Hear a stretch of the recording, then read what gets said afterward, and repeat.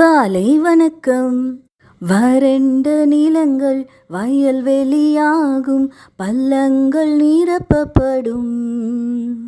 தேவனால் கூடும், எல்லாம் கூடும், கூடாததொன்றுமில்லை. ஆமாங்க, ஒரு அன்பு மகள் எக்ஸாம் ஹால் வந்த பிறகுதான் தன்கிட்ட பேனா இல்லை என்பதை உணர்ந்தாளாம். அவளுடைய ஃப்ரெண்ட்ஸு கிட்ட எல்லாம் கேட்டாளாம்.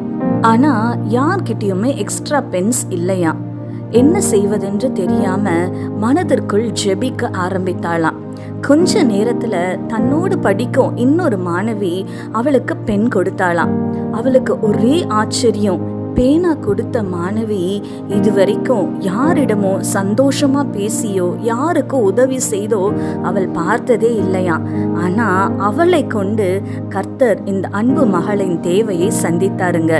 ஆமாங்க, வேதத்துல இஸ்ரவேலின் ராஜா, யூதாவின் ராஜா, ஏதோமின் ராஜா, இந்த 3 ராஜாக்களும் மோவாபியருக்கு எதிராய் போரிட போனாங்க.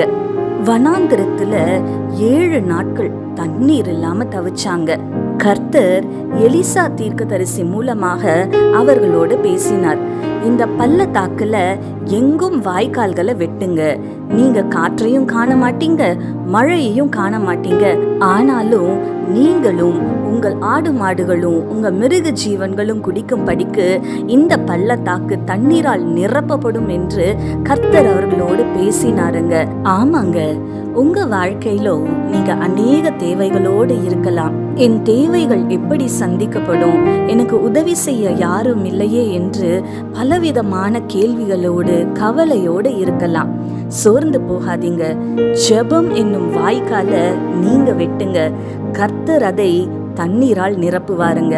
ஆமாங்க, உங்க தேவைகள் எல்லாவற்றையும் கர்த்தருக்கு ஜெபத்துல தெரியப்படுத்துங்க. சூழ்நிலைகள் நம்பிக்கையற்றதா இருக்கலாம், ஆனா தேவனால கூடாதது ஒன்றுமே இல்லைங்க. அவர் அற்புதமாய், அதிசயமாய், ஆச்சரியமாய் உங்கள் தேவைகள் எல்லாவற்றையும் சந்தித்து கொடுப்பாருங்க. நம்பிக்கையோட இருங்க. கண்களை மூடி ஆண்டவரை நோக்கி பார்க்கலாமா? எங்கள் பரிசுத்த பரலோக பிதாவே, உம்மை துதிக்கிறோம் அப்பா, உம்மை ஸ்தோத்தரிக்கிறோம். இதோ இந்த காலை வேளையிலுமாய் தகப்பனே, என் வாழ்க்கையில எனக்கு அநேக தேவைகள் உண்டு. என் தேவைகள் எப்படி சந்திக்கப்படும், யார் எனக்கு உதவி செய்வாங்கன்னு ஆண்டவரே கவலையோடு சோர்ந்து போய் இருக்கிற உங்களுடைய பிள்ளைகளை கர்த்தர் நீர் கண்ணோக்கி பார்ப்பீராக.